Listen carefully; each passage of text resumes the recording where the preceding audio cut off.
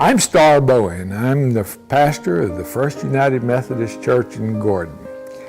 You know, I used to spend a lot of time in South America, and Latin America, Central America.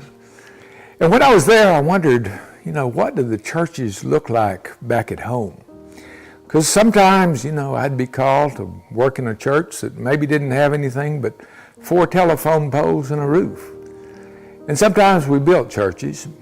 Sometimes we built churches that we wish we hadn't built, and sometimes they worked out pretty good. But I got to thinking a long time, what does a church look like?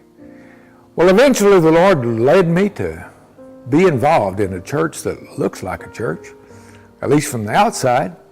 But then you wonder, what about the inside? The Lord has a way of helping the inside come up to measure to the outside if we give it a chance. Well, some folks ask us, what do the Methodists believe? And there's no real good answer to that question, so I'll usually tell them a story. One of the stories I tell is about the lady that went rafting. And she went rafting with some other church people. They gave her a paddle and a life jacket and a helmet. And she sat there and listened to the people explain about the rafting expedition on the Rio Grande. And finally, she was just a little reluctant. But the time came to board the raft. And the guide said, everybody get in. Everybody knows what their position is and what side they're going to paddle on. And she just stood there. She just stood there with the paddle in her hand. And the guide says, you better get in the boat. And she says, I just can't get my brain wrapped around this. And the guide said, you can't get your brain wrapped around it? And she said, no, I just don't know what I'm going to do or how to understand how that water's going to run. And then the guide said, if you'll get your rear end in the raft, your mind will follow along after it. And that reminded me of a story in the Bible when Jesus sent the disciples out to cross a lake. Well, he had something to do for himself that he needed to do. He needed a little recreation. He needed to be recreated because he had fed 5,000 people. And he told the disciples to get in the boat and row across the lake all together, 12 guys who knew how to row a boat, but the wind got up.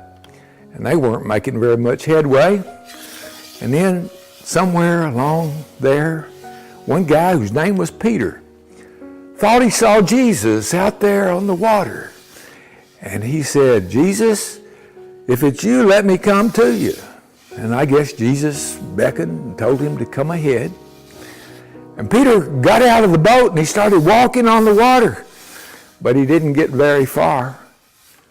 And then when he began to sink, Jesus picked him up and he put him back in the boat.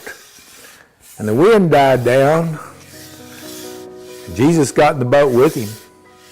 And they all started rowing in the direction Jesus had sent them in the first place. I thought about that for a long time when I was rowing canoes, boats, rafts. And finally I figured it out. Peter's job was to stay in the boat and to keep rowing with everybody else and to do his job. And Jesus was going to be with him anyway. Well, that's kind of what a church looks like, and it really doesn't matter a whole lot about what you believe. What matters is what you do. A lot of people talk about their beliefs, but here at Gordon, we talk about what we're doing. We're feeding the hungry. There's a food pantry that feeds over 200 people every month. There's a recycling store we call the Twice Blessed up the street here that we helped to start. We help a whole lot of folks just with the recycled clothing and other things that people don't need anymore. And then there's a library across the street that we helped start because we understood that without a library, a community can't grow, can't learn to read. And sometimes some of the kids need just a little extra help.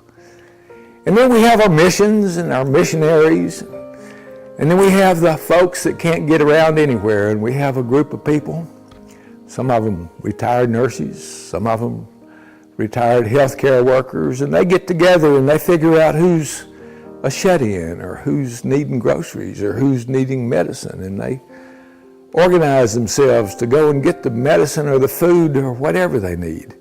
And so we take care of the wider community in that way. So we don't really believe that what we believe is what makes us who we are, but we do come together around what we do. We're all in it together. We try to love one another, and we try to love our neighbors as ourselves. Won't you join us someday soon?